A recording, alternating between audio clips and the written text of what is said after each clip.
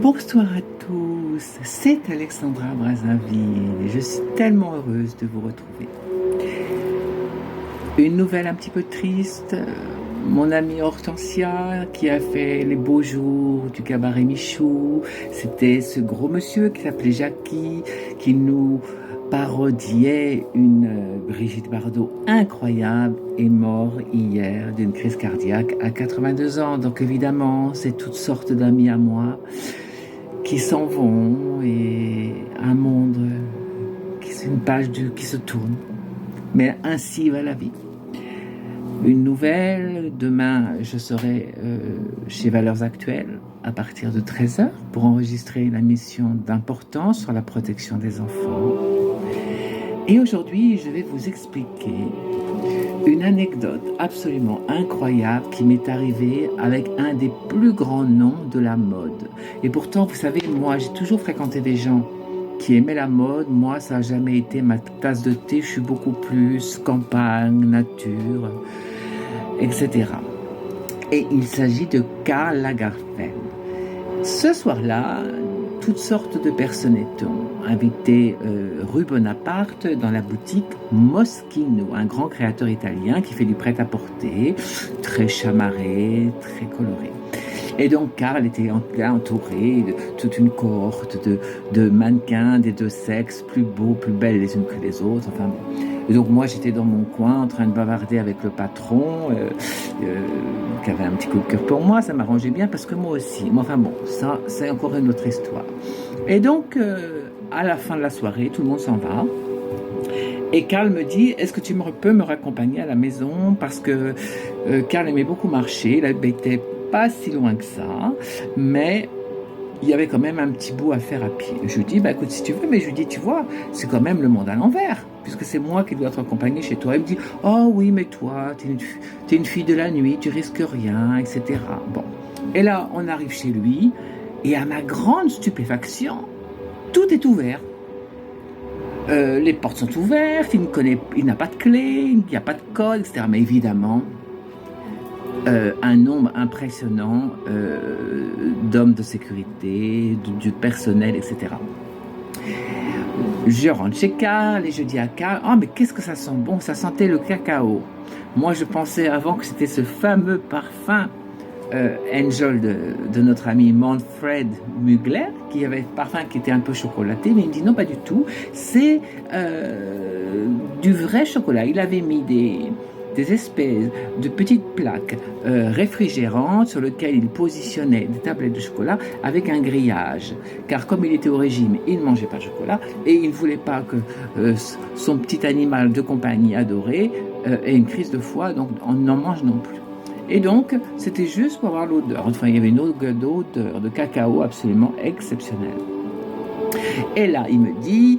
je vais t'expliquer tout dans les moindres détails. Alors d'abord, vous savez, Karl se mettait toujours une poudre blanche sur les cheveux pour les rendre bien blancs, puis se faisait un joli catogan. Donc première chose, il fallait brosser la poudre, etc., sans en mettre partout.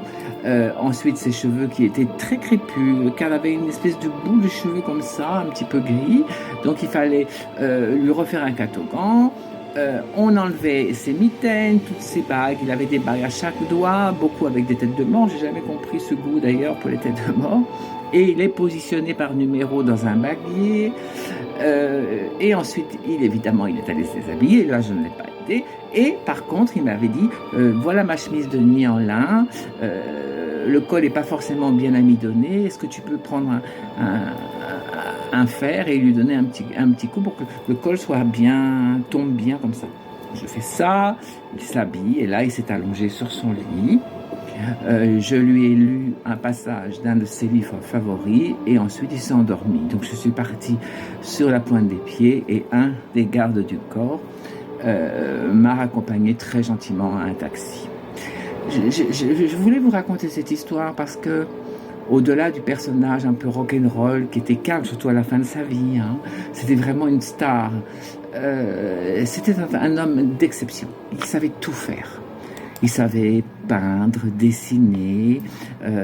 Il avait créé une bibliothèque avec des œuvres d'art, des livres sur l'art, mais aussi des livres de littérature. Il aimait. Il avait une instruction, une élégance, une finesse qui était vraiment unique à lui-même.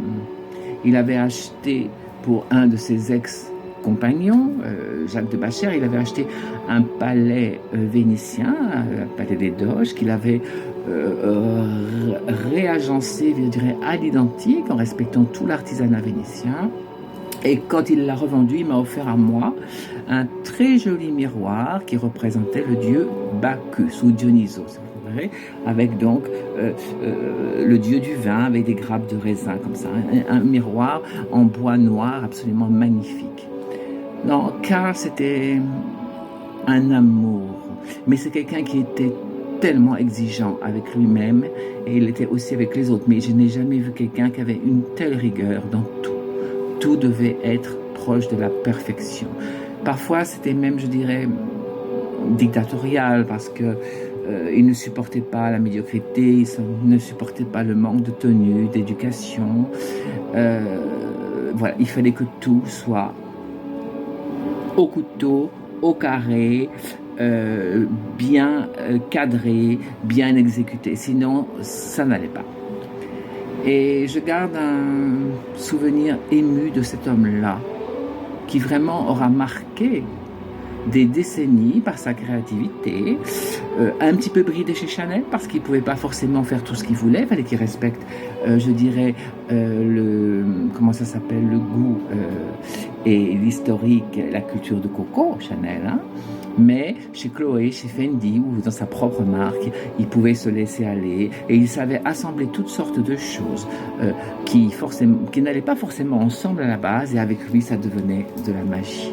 Voilà ce que je voulais vous dire ce soir.